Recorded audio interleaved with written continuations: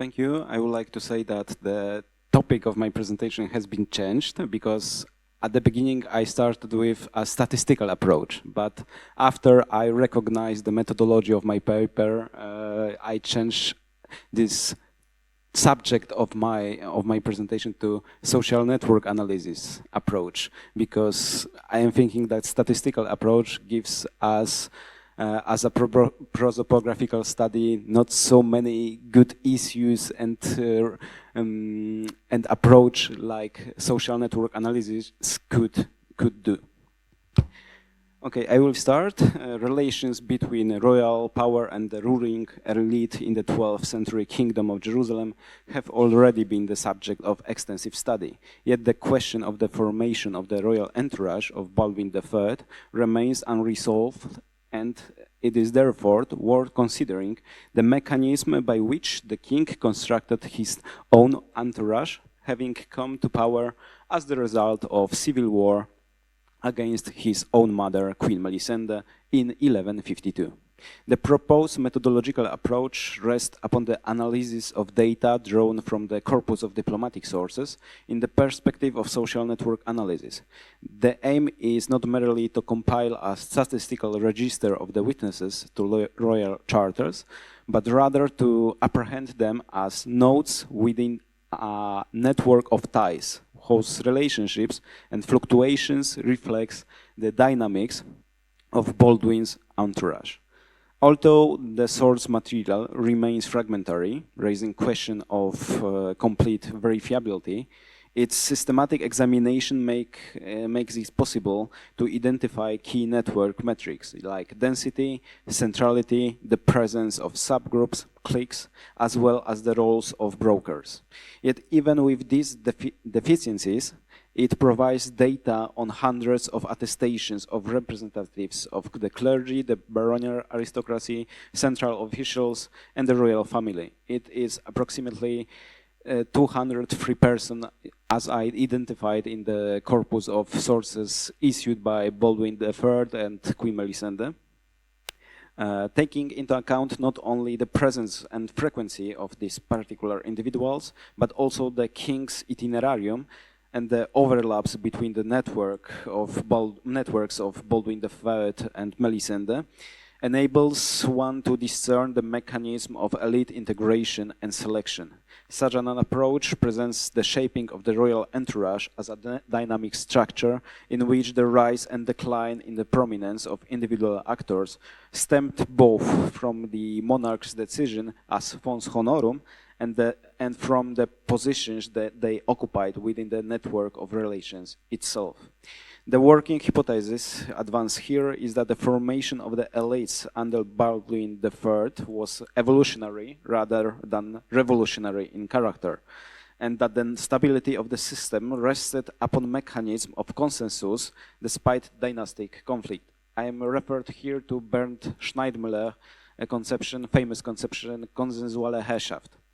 The social network analysis permits one to grasp these processes, treating the witnesses to royal charters as nodes in a network whose presence, frequency, and variability reflect the dynamics of political relations. An analysis of the early phase of Baldwin III's reign demonstrates that his political entourage took the form of a broad network with a considerable number of nodes. What emerged is therefore a network characterized by high centralization around the monarch, but with a low level of betweenness among the remaining actors. In the charters from 1144 to 1147, the dominant figures are primary representatives of the ecclesiastical hierarchy, such as the Patriarch of Jerusalem, the archbishops of Caesarea and Nazareth, and the bishops of Tiberias and Ramla. Also present are superiors of religious orders, for instance, the prior of Holy Sepulchre and the abbot of the temple, complemented by court officials, such as Chancellor Radulf and Marshal Sado. Members of the baronage likewise played an important role. For example, Rochard the Elder, Viscount of Jerusalem, Rainer of Ramla, Bernardus Vacerius, or William of Buris, Lord of Galilee. Among the lay barons, therefore, this was an elite inherited from the reign of King Fulk. The evidence suggests that the majority of ties flowed through the central figure of the ruler rather than among the members of his entourage themselves. The network of witness in this period is marked by a high density. For instance, in a charter of 1144, includes 32 representatives of the clergy alongside 10 secular barons, yet without any clearly dominant figures apart from a few central officials. In the initial phase, that is according to the diplomatic evidence up to 1147, some of these individuals appear without the shared entourage of Baldwin and Melisende. And for example, this is Manasses of Hier, Philip of Nablus, Rochard the Viscount of Jerusalem.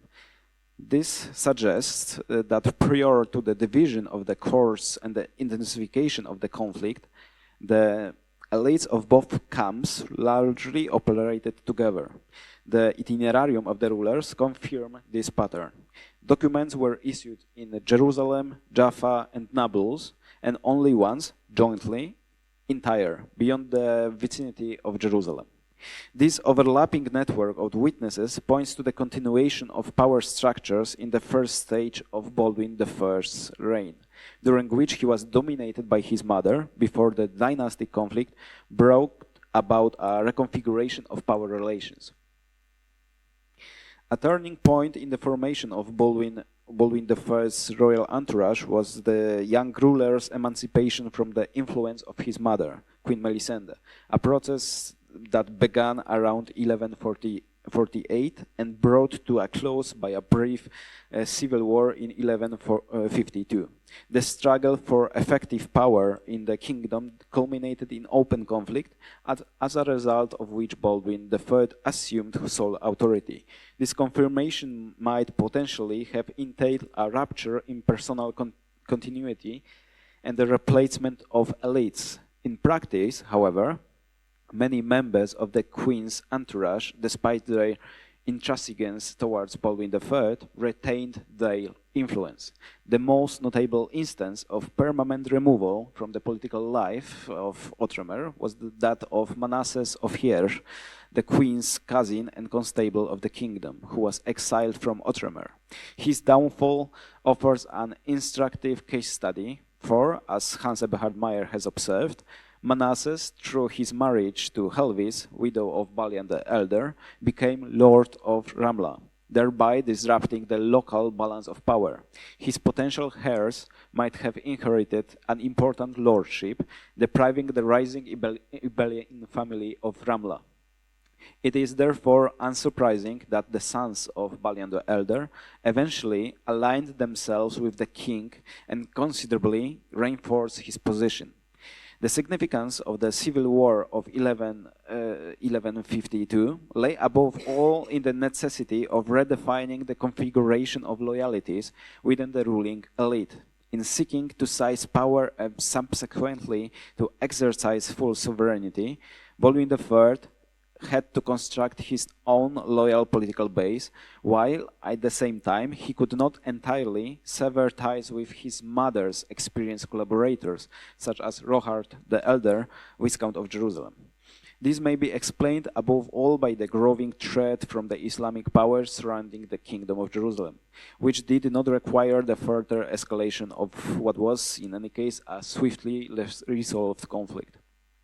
The formation of the royal entourage thus assumed the character of negotiation and compromise rather than revolution. The surviving diplomatic evidence shows that civil witnesses appear in the charters of both Melisende and Baldwin III, demonstrating that the civil war did not wholly fracture the political elite, but compelled its gradual reconfiguration around the young king.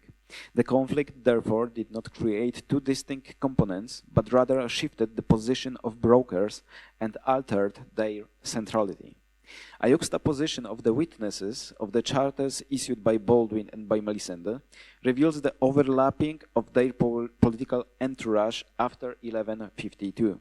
Key examples include Philip of Nablus, Rochard the Elder, Oric, Viscount of Nablus, together with his son Baldwin, as well as lesser-known figures such as John of Valenciennes and clerics among whom the abbot of the temple, Godfrey, stands out.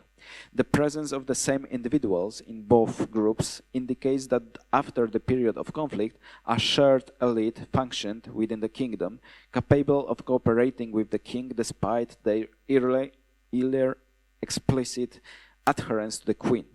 To confirm the absence of a political and social revolution, one may contrast Baldwin III's summons in the summer of 1150 to an expedition to Antioch, which was ignored by most of the barons of the kingdom except for Humphrey of Thoron and Guy of Beirut, his principal supporters at the time.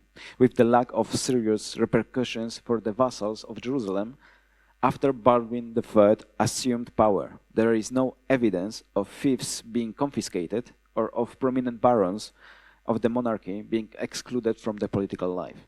The comparison, however, also reveals differences. In Melisende's entourage, officials and dignitaries connected with the administration of Jerusalem played a more conspicuous role, such as Oric or Radolf Strabo. By contrast, in Baldwin III's network, members of the younger generation advanced more swiftly, such as Humphrey of Thoron or Simon of Tiberias, who contested control of Galilee with William II of Boris following the death of Prince Elinard in 1148, as well as figures from the northern regions of the kingdom, like Clerembald, Viscount of Acre, for example.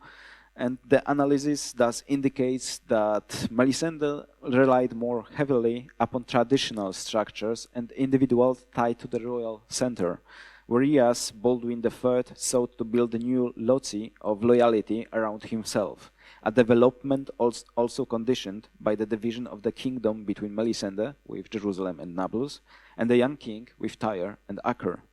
These networks were not, however, wholly separate. They were linked by bridging ties in Mark Granovetter's sense, that is, rare but crucial connections that mitigated the risk of network fragmentation and ensured the circulation of information between the two camps, thereby softening the impact of dynastic conflict and maintaining continuity within the political elites.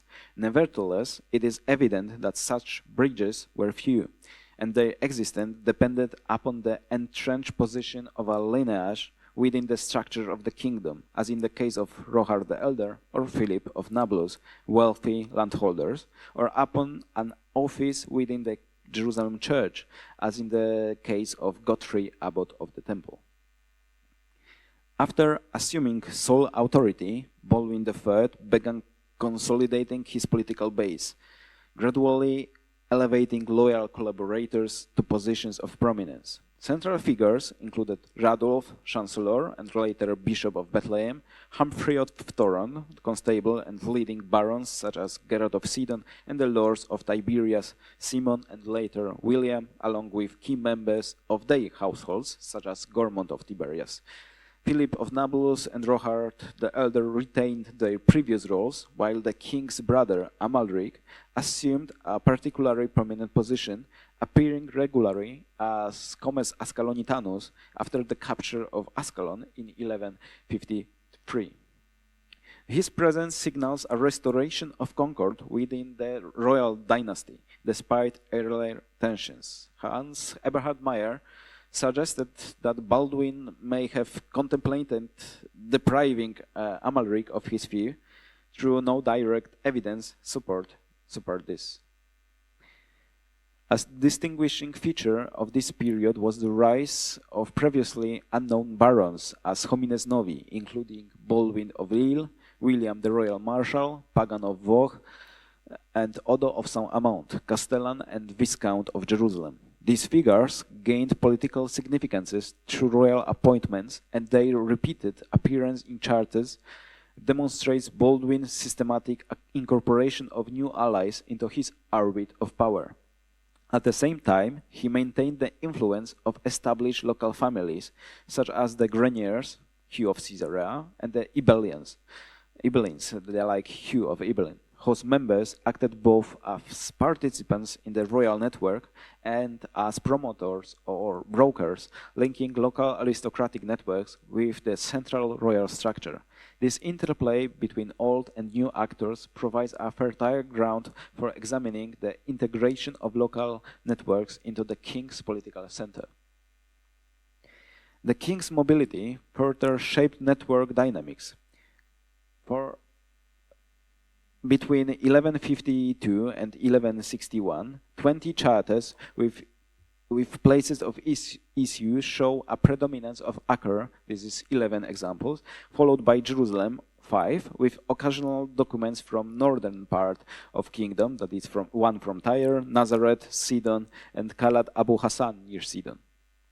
From a social network perspective, this shifting center of charter production affected the composition of witnesses and the formation of ties between actors. Acre, as an emerging military commercial hub, drew barons from the northern kingdom, such as Clerembald, Viscount of Acre, Gerard of Sidon, and the Galilean lords, whereas Jerusalem continued to attract the ecclesiastical and administrative elite. This itinerarium fostered variability in local clusters and increased overall network connectivity, enabling actors from different centers to meet around the monarch. It's also facilitated the formation of weak ties, less intense connections that nonetheless expanded the reach of the network. I mean here the famous charter of 1155, where we have a whole list of burgesses from Acre instead of previous burgesses of Jerusalem at the charters of predecessors of Baldwin III. That means the northern part of the kingdom started to be a center for the royal network. In this way, the monarch's mobility functioned as a mechanism for redistributing centrality, widening the pool of potential brokers, and systematically incorporating new actors into Baldwin's royal entourage. It should be emphasized that in the political culture of the medieval period, not only the Kingdom of Jerusalem, the king simultaneously fulfilled the role of fons honorum, that is, distributor of offices, privileges, and favors, which enabled him to elevate new collaborators, new actors. This conferred the ability to create new edges through appointments and grants, thereby reshaping the network and allowing the monarch to produce centrality for new actors. At the same time, however, the ruler had to respect the entrenched interest and tradition of the local aristocracy and the church, meaning that advancement within the royal entourage was possible only within a framework of political consensus. In practice, the mechanism of selection operated along several dimensions. Familial ties play a certain role. Amalric, the king's brother, became a pillar of the dynasty, and his regular presence in the charters demonstrates how Baldwin reinforced his own authority through family connections. He could have removed his brother from power or office, yet instead he rewarded him with the grant of Ascalon. The king, however, placed little emphasis on his brother's marriage, clearly seeking to elevate himself above the local elite through his own union with a member of the imperial Komnenian family, that is, with Theodora. Equally important was the promotion of central officials. For instance, Chancellor Radulf, who later became Bishop of Bethlehem and remained within the cycle of the monarch's most trusted advisors. A mechanism of baronial loyalty also existed, evident in the cases of Humphrey of Thorn and later of Odo Saint-Amant. Both attained high positions within the power structure. Finally, ecclesiastical and monastic institutions played a significant role, as their superiors acted not only as representatives of the clergy, but also as political actors capable of negotiating access to the royal cycle. Taken together, these mechanisms indicate that selection and advancements within Baldwin I's entourage resulted from the interplay of dynastic, institutional, and personal factors. The king did not impose any unilateral revolution in the political elite. Rather, through the skillful combination of loyalty and consensus, he maintained a balance between the various segments of the elite in the Kingdom of Jerusalem. Framing the source material through social network analysis allows for a nuanced understanding of Baldwin I's entourage. Each witnessed royal charters functions as a node, and repeated concurrence with other actors generates ties, revealing both central figures and brokers. High centrality nodes included Amalric, the king's brother, Radulf of Bethlehem, chancellor, Humphrey of Toron, constable, Odo of Sound-a-Mount, who was castellan of Jerusalem, Hugh of Caesarea, William of Tiberias, Hugh of Evelyn, etc. Their presence across multiple charters and connections to various segments of the elite made them network integrators, often acting as patrons for rising actors. For example, Amalric promoting Rohard the Younger, Radulf bridging to Stefan of Capella, and Godfrey, abbot of the temple, supporting several Templars in royal witness list. For example, in Charter of 1155, issued at Acre, we have 4 Templar knights at the witness list, and above we have Godfrey, abbot of the temple. Network density analysis suggests that before 1152, the political elite was relatively integrated, while the civil war led to partial reconstruction.